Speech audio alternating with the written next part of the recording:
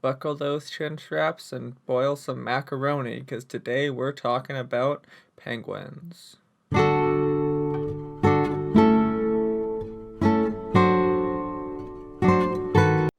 So, a lot of people like penguins, including myself. They're pretty cool. Um, but I thought I would share some slightly comedic and little known facts about penguins that, you know, only the most avid penguin enthusiasts and myself would possibly know. So, without further ado, let's get right into it.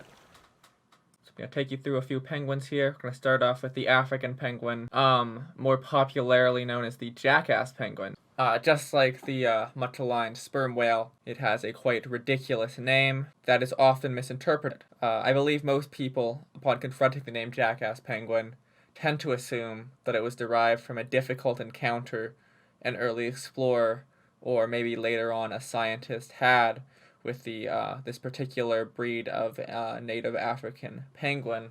But in reality, it has nothing to do with its behavior in terms of how it acts, but more how it sounds. So I'm just going to show you the clip before explaining and see if you can figure out for yourself why the term Jackass Penguin was deemed appropriate.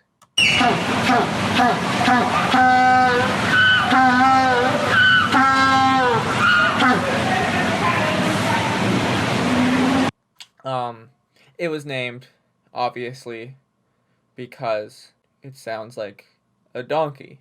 Now, you can ask yourself, well, maybe donkey penguin, while not ideal, would have been, slightly better than jackass, especially in the modern day when jackass is almost exclusively used as an indictment rather than to refer to a donkey. But then you can always thank whoever decided to name it, that they didn't go with the shorter and more convenient ass penguin, because ass penguin would have been a horrible name and completely unfair to what is generally considered to be a lovely, quite agreeable, and sweet small penguin variety. It's the type most commonly found in aquariums, which could be to their detriment, but it is, regardless, the most popular among humans to interact with, partially because they can, they're used to a warmer environment. They're not used to a frozen wasteland like in Antarctica. They're also small, not aggressive, so on. But yeah, Jackass Penguin is what they get. And unfortunately, there's not much to be done about it. You can say African Penguin, but that does not have quite the same, ear candy appeal as the term Jackass. So I think we're going to go to Macaroni Penguin, another penguin with a strange name. You might be asking, I see the yellow on its head, but is that really enough to warrant a comparison to macaroni and cheese? It seems like a bit of a stretch. And you'd be right. It has nothing to do with mac and cheese. It's actually based on the term for sort of like a posh, posh young man in old England who would walk around with, feathers in his cap, much like the macaroni penguin's head crest ornamental feathers appear to be, to bear resemblance to. If you think about the song Yankee Doodle, if you know the lyrics to that, then you may see that the term macaroni penguin and the lyrics for that song were derived from the same time period and same, when that slang was common. So unfortunately, a little less interesting than the, food-based choice, but that is what it is, and that's what a macaroni penguin, that's what it's based on. It's still a great name. Not quite as good as a jackass, a close runner-up, I'm sure, in everyone's books, in terms of penguin names among the 17 extant species. Here we have the largest penguin ever. I'm going to try to pronounce it first try, Paleodiptes klekowski. That's how I'm going to say it's pronounced, and you can fight me on that. So, this is from a list, apparently, that I'm not going to look at on Pinterest, called 12 Animals You're Glad Are Extinct in 2020, which begs the question, why does this person bear such a grudge against penguins? It's not as if a smaller penguin has ever really been known as an aggressive, dangerous variety of bird. Generally, I think they're seen with affection. I don't understand how a larger, sure, but not, human crushingly gigantic penguin could pose a threat, especially because they would still probably not live in urban areas with high populations of human beings around, even if they were vicious hunter killers.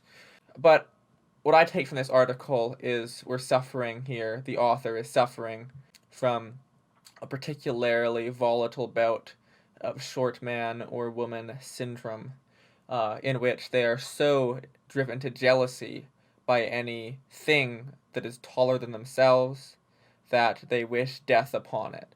I wouldn't be surprised if the writer of this article wishes that every species of animal larger than the average human, or larger than themselves specifically, were to go extinct.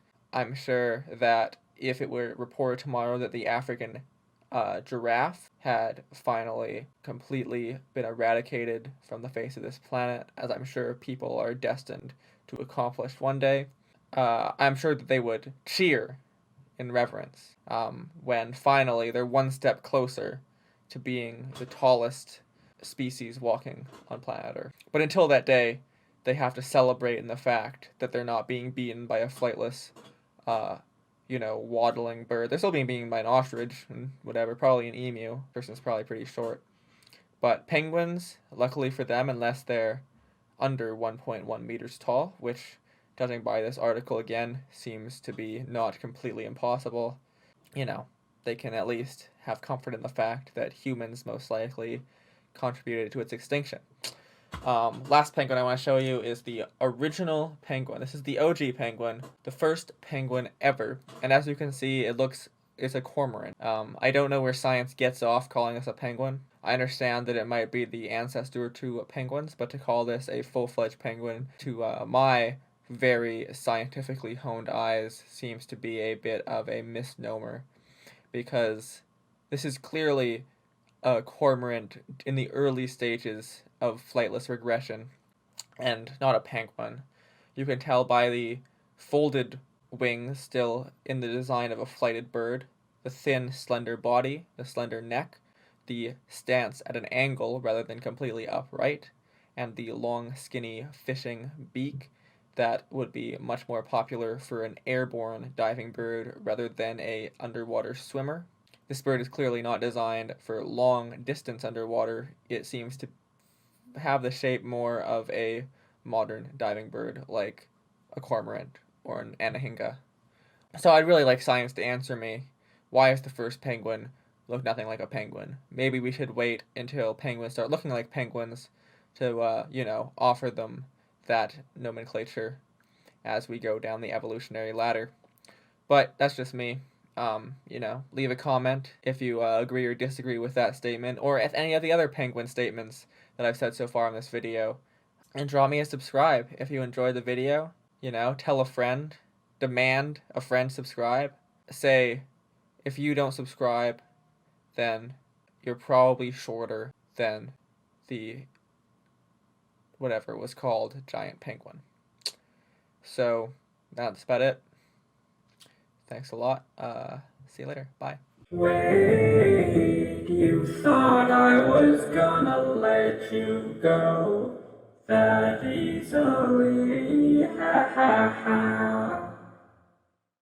I gotta say one more time, drop a like, subscribe, so you can tell your friends you're an early supporter of someone who's gonna be extremely popular by the end of the quarantine.